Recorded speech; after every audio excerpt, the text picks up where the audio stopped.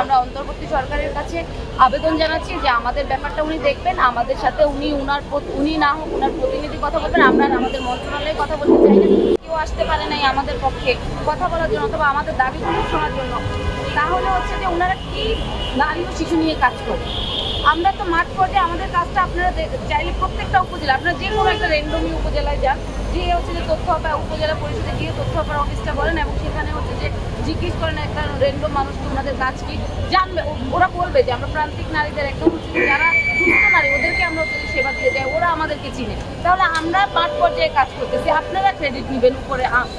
মানে আমি আমাদের বিপিডি থেকে পিডি থেকে সবাইকে বলবো, আমাদের সচিব স্যার থেকে সবাইকে বলবো যে আপনারা হচ্ছে যে উপর লেভেলে থেকে এসি রুমে থেকে হচ্ছে যে আপনারা ক্রেডিট নেবেন, একটা প্রকল্পের সফলতা নেবেন, আর আমরা হচ্ছে যে মাঠ পর্যায়ে সেটা হচ্ছে যে সফল করব। আর একটা সময় শেষে এই 7টা বছর আমাদেরকে কাজে লাগিয়ে আমাদেরকে বের করে দিচ্ছেন, এই কেমন হচ্ছে যে মানবিকতা? এটা তো পুরাই একটা অমানবিক একটা কাজ।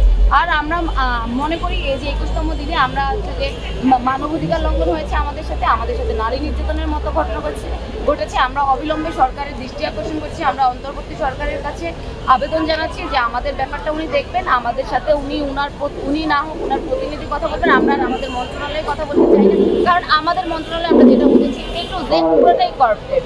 তাহলে হ্যাঁ, এটা জুলাই ঐক্যে যে হচ্ছে যে দুর্নীতিগ্রস্তদের তালিকায় ছিল, সেখানে আমাদের বর্তমান সচিব আছে, সেখানে আমাদের সাবেক সচিব আছে, সেখানে আমাদের ডিজি আছে, সেখানে আমাদের ওই ডিজি আবার আমাদের একটা সময় আমাদের প্রকল্প পরিচালক ছিল। তাহলে এই 3টা পার্সন হচ্ছে যে জুলাই ঐক্যের একটা দুর্নীতিগ্রস্তের তালিকায় আছে। তাইলে আমাদের মন্ত্রণালয় A to Z পুরোটাই হচ্ছে যে সংস্কার করা দরকার। তো বর্তমান সরকারের কাছে আমাদের বিনীত আবেদন যে উনি যেহেতু হচ্ছে যে সংস্কার কাজ করছেন এবং আমাদের দিকে সুদৃষ্টি দেবেন, আমাদের মন্ত্রণালয় সংস্কার করবেন এবং আমাদের এই দাবিগুলি যৌক্তিক অযৌক্তিক নিয়ে উনি কথা বলবেন।